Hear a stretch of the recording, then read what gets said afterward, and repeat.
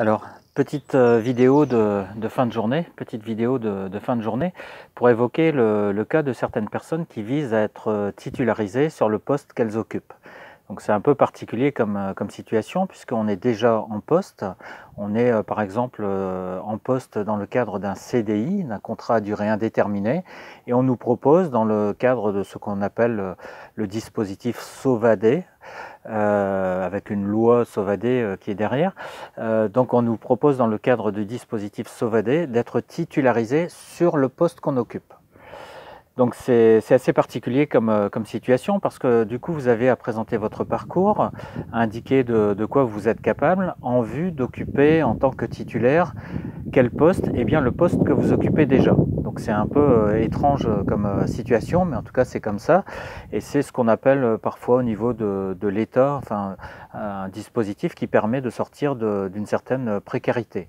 Alors là, est-ce qu'il est vraiment question de précarité? Pas forcément, puisque les personnes sont déjà en CDI, en contrat à durée indéterminée, mais on leur donne, pour ainsi dire, la possibilité d'entrer de plein pied dans la fonction publique en envisageant un déroulement de carrière en tant que catégorie C, catégorie B, catégorie A, si elles le souhaitent.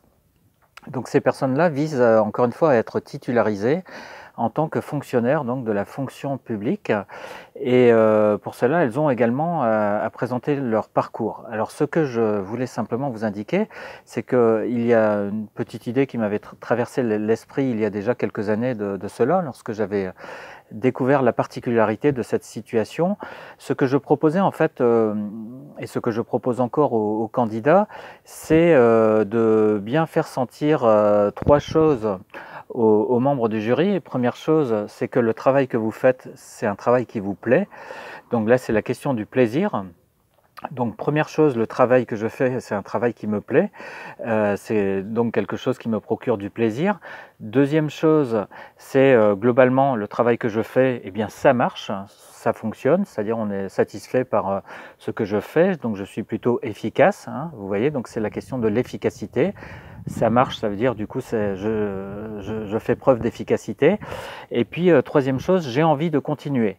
Et si vous avez ces trois éléments-là, c'est-à-dire j'ai plaisir à faire ce que je fais, ça marche, et puis j'ai envie de continuer sur ce type de poste, eh bien globalement avec ces trois choses-là, vous avez les ingrédients pour que les membres de jury se disent bon bah cette personne-là, globalement ça devrait faire l'affaire. Vous voyez, quelqu'un qui a plaisir à faire ce qu'il fait, quelqu'un qui est globalement efficace et quelqu'un qui a envie de continuer à faire ce qu'il fait.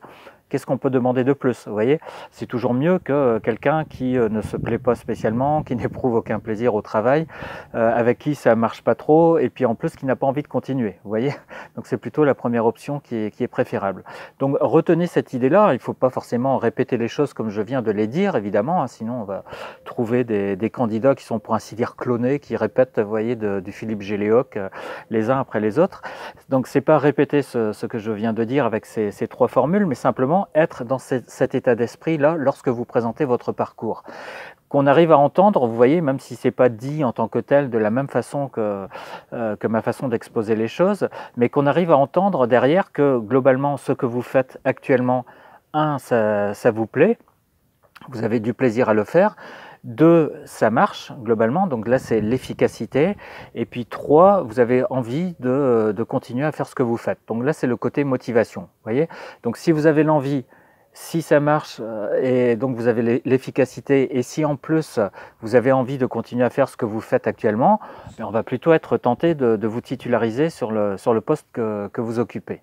Alors, la titularisation, peut-être qu'elle tiendra également à autre chose, mais encore une fois, si vous avez 1, l'envie, 2, l'efficacité, 3, le plaisir, hein, ces trois ingrédients-là, ou dans le même ordre que j'indiquais les choses tout à l'heure, si vous avez 1, le plaisir à faire ce que vous faites, 2, l'efficacité, 3, l'envie de continuer, là en principe on vous prendra, vous voyez. Donc voilà le petit conseil que je voulais donner à ceux qui visent à être titularisés sur le poste qu'ils occupent. Voilà pour un conseil supplémentaire, et je vous en apporterai d'autres par la suite, puisque ce matin j'ai eu l'occasion d'en récolter plusieurs au fil de 4 oraux successifs que je faisais passer. À bientôt donc pour d'autres conseils.